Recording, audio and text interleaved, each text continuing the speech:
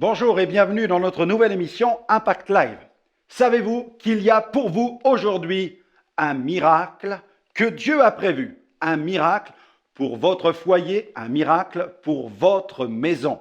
J'en ai fait l'expérience en 1985, le miracle de Dieu est entré dans mon cœur, il est entré dans ma vie et il a transformé toute ma maison, toute ma famille a été transformée. Et c'est le plan de Dieu que la grâce commence par une personne et qu'ensuite elle puisse se répandre aux autres membres de la famille.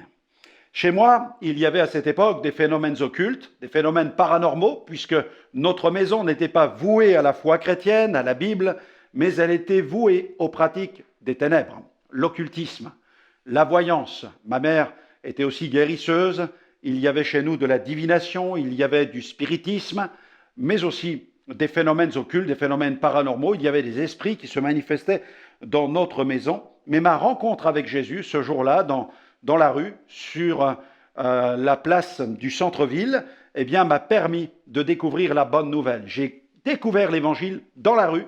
Ensuite, je suis allé dans une église évangélique où j'ai entendu un pasteur prêcher. Et de retour à la maison, j'ai vécu cette rencontre de puissance avec ma mère où j'ai proclamé chez moi la bonne nouvelle, l'évangile qui a eu un impact dans le cœur de ma maman qui s'est tournée aussi vers Jésus, mon père aussi. Mon père qui était guéri d'un ulcère, qui était en train de tourner au cancer, mon frère qui consommait de la drogue et de l'alcool a été transformé, ma petite sœur qui était possédée a été libérée, ma mère a été libérée de son esprit de divination, moi-même j'étais libéré des puissances qui me tourmentaient et toute la famille s'est tournée vers le Christ. Nous avons vécu une conversion familiale, une famille convertie à Jésus.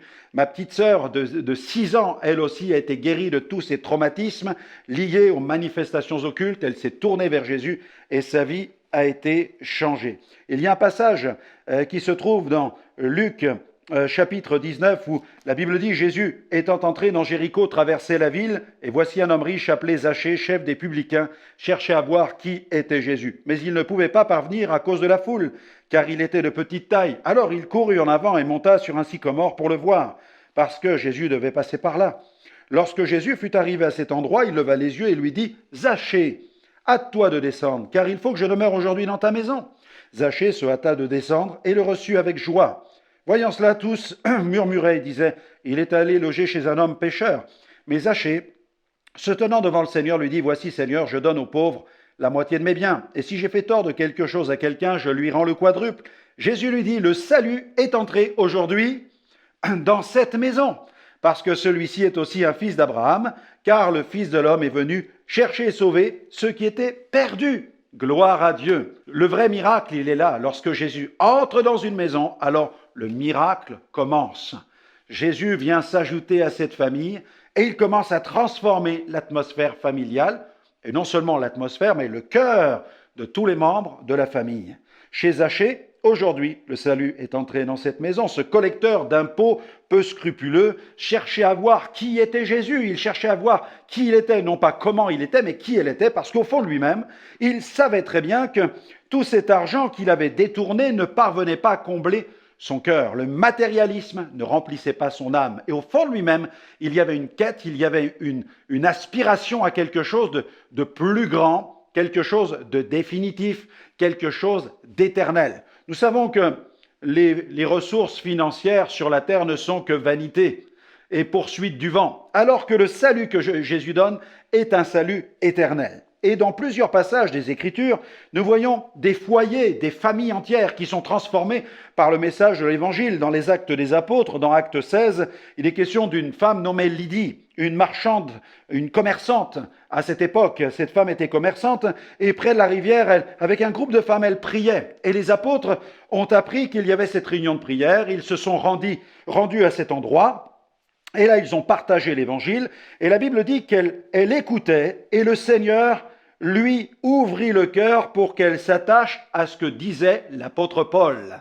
Alors, le Seigneur ne l'a pas convertie de force, comprenez-le bien, mais le Seigneur a travaillé au travers de la parole de l'apôtre pour lui ouvrir le cœur. Il y a eu collaboration entre le Saint-Esprit, la parole de l'apôtre et cette femme qui a bien voulu ouvrir son cœur à la parole de Dieu. Et c'est comme ça que sa vie a changé. Sommes-nous prêts à ouvrir la porte non seulement de notre maison, mais avant la porte de la maison, c'est ouvrir la porte de notre cœur. Et dès que le cœur s'ouvre, eh bien Dieu peut commencer son œuvre. D'ailleurs, chez Corneille, c'est un autre passage qui se trouve dans les Actes des Apôtres au chapitre 10, eh bien Pierre, lui, cette fois-ci, annonce la parole, il annonce que Jésus est mort sur la croix pour nos péchés, il déclare qu'il est ressuscité le 3e jour, et alors qu'il prêche l'évangile, alors qu'il annonce que Jésus est le seul chemin, le seul sauveur, eh bien, une manifestation surnaturelle se produit, le Saint-Esprit descend sur tous ceux qui sont rassemblés, et la Bible nous dit qu'ils furent tous remplis du Saint-Esprit.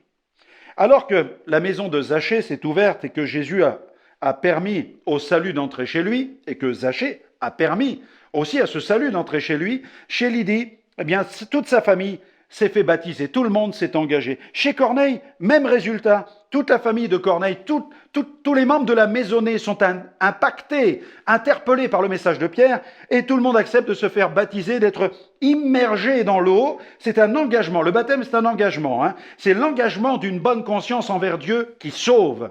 Toute la famille s'est fait baptiser, stipulant, manifestant de cette manière leur désir de devenir d'authentiques chrétiens.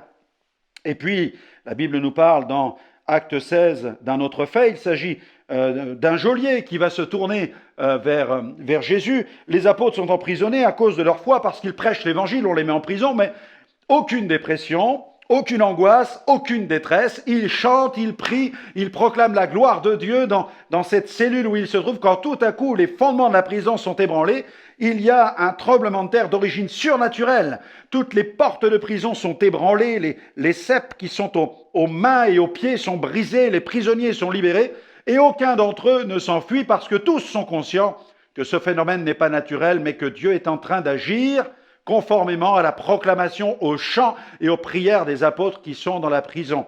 Et tous se tiennent aux pieds des apôtres. Alors, le geôlier pense que tout le monde a pris la fuite, mais tout à coup, il était sur le point de se donner la mort, de se suicider, quand il réalise eh bien, que personne ne s'est enfui. Alors il va être bouleversé, il est dans un état de sidération profonde, il reconnaît son état et il dit « Que faut-il que je fasse pour être sauvé ?» On lui dit « Crois au Seigneur Jésus et tu seras sauvé, toi et ta famille. » Et c'est ce qui s'est passé. Là où vous êtes, croyez au Seigneur Jésus maintenant. Invitez-le dans votre vie et votre vie changera. Dites « Seigneur, viens dans ma vie.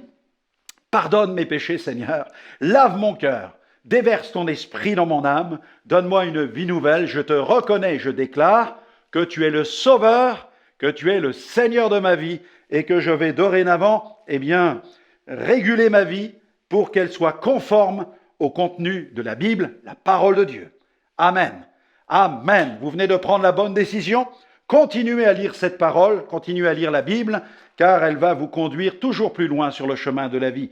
Que Dieu vous bénisse et à très bientôt. Visitez le centre de ressources spirituelles de Liliana et Franck Alexandre. Vous pouvez y accéder depuis votre téléphone portable, votre ordinateur ou votre tablette.